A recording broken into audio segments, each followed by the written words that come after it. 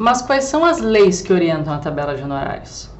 Essa é uma dúvida que a gente recebe com muita frequência quando a gente dá palestras sobre a tabela de honorários do CalBR e também por e-mail, né? A gente vai falar mais adiante, só para manter a curiosidade aí de todo mundo. A gente tem um e-mail no qual a gente recebe dúvidas e ajuda com simulações, né? Os profissionais que, não só os profissionais, também estudantes, que precisam de auxílio com a tabela de honorários.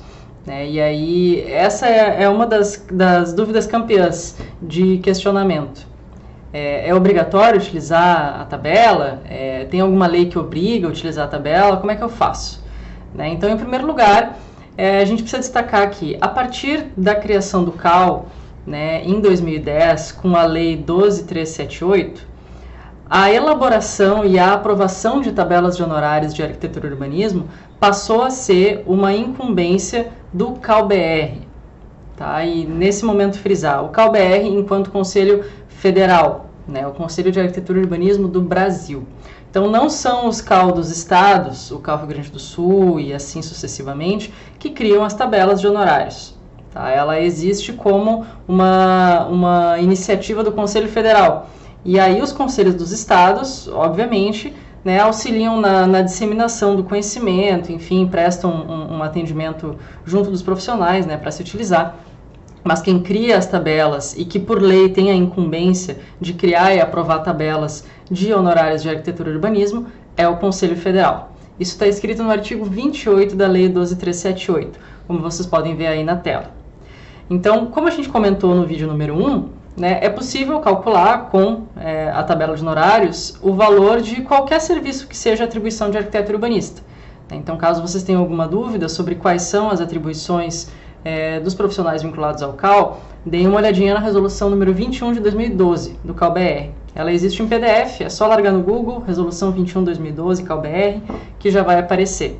A gente sabe o básico, o projeto arquitetônico, execução de obra, enfim, os complementares, mas talvez tenha algumas coisas que gerem dúvidas, e às vezes até na hora de ser contratado para um serviço profissional se questiona, poxa, será que eu tenho atribuição para fazer isso? Então, deem uma olhada nessa resolução. A tabela, então, ela orça os valores de serviço de acordo com o custo estimado da obra, baseado no CUB. Então, uma outra lei, um outro índice que é estabelecido em lei, que a tabela utiliza.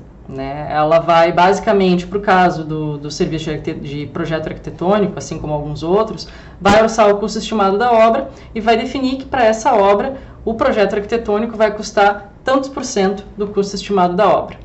Ou seja, se a obra custa diferente no Rio Grande do Sul ou no Rio de Janeiro, o valor do projeto também é diferente. Então essa foi uma das maneiras através da qual o Conselho Federal buscou, embora esteja definindo uma forma de cálculo única para todo o território nacional, se consiga uma diferenciação de acordo com as particularidades do mercado imobiliário, do mercado da construção, enfim, de cada região.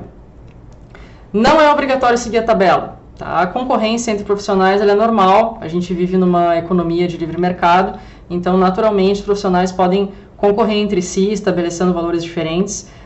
Seria ilegal que o CAL definisse, tabelasse o valor do serviço de arquitetura e urbanismo enquanto algo a ser seguido de maneira obrigatória.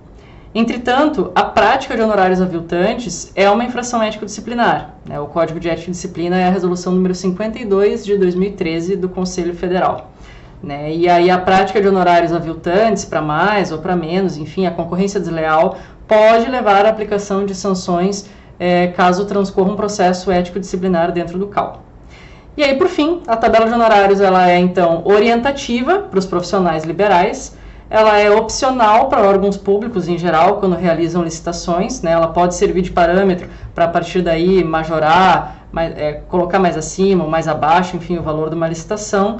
Mas ela é obrigatória nas licitações que utilizam recursos federais, porque essas licitações precisam seguir o SINAP, que é o Sistema de Pesquisa de Custos e Índices Nacional.